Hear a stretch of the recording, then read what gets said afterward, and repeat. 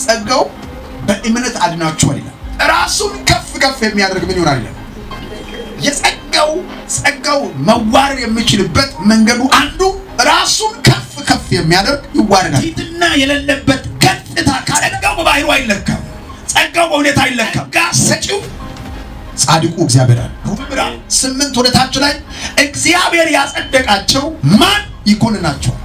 እግዚአብሔር ያጸደቀው ሚኮንን የለም። እግዚአብሔር የመረጣቸው ምርጫ ልክ አይደለም የሚል ሰው የለም። እግዚአብሔር የጠራቸው በጥሪ ላይ ተሳስተዋል ማለት ነው። እንዳለ በእጁ ነው። አመፀኛውም ይመሳል፣ እርኩስም ይረከስ፣ ጽድቁም ይጽደቅ፣ ለእያንዳንዱ እንደ ስራው መጠን ይከፍል ዘንድ ዋጋው ከኔ ጋር። ኤርምያስ ምዕራፍ 1 ቁጥር 4 ላይ እግዚአብሔር ኤርምያስ እንደዚህ አለ፣ ከእናት ማኅፀን ለይቼ። ጸጋው እግዚአብሔር አምላክ በሂደት ላንተ ሊገለጥ ይችላል።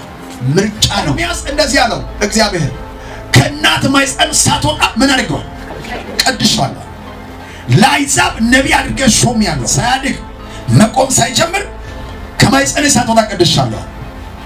እኔ እኮ አልችልም የምትለው ነገር ምናልባት ከኛ ቤተሰብ የሚወለድ ሰው ሌላ ሰው ካለ እንጂ እኔ እኮ ብላቴና ነኝ መናገር አልችልም ስል እግዚአብሔር አንደበቱ እንዳሰሰው ነው። ከዛ በኋላ ወደሚሰድ ሁሉ ትሄዳለህ፣ እኔ ማዘው ትናገራለህ። የእግዚአብሔር ጸጋ እንደወደደ ነው። ምዕራፍ 1 ቁጥር 5 ላይ በሆድ ሳልሰራ አውቄአለሁ ይላል። ሳይሰራ በሆድ ሳይሰራ እግዚአብሔር ምርጫ ሲያደርግ ሳትሰራ ግልጹን ስናገር እንደዚህ አለው።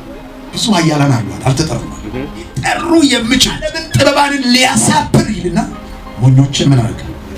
መረጠ ይላል። ዛሬ ለአንድ ሰው በኢየሱስም ጸጋ ካለበት ያነሳዋል። አሜን። አንዳንድ ሰው ሲጠራበት የሚያየው ቤተሰብ ነው፣ የሚያየው ገንዘብ ነው፣ የሚያየው ማን ይኖረኛል ከጎኔ ይላል።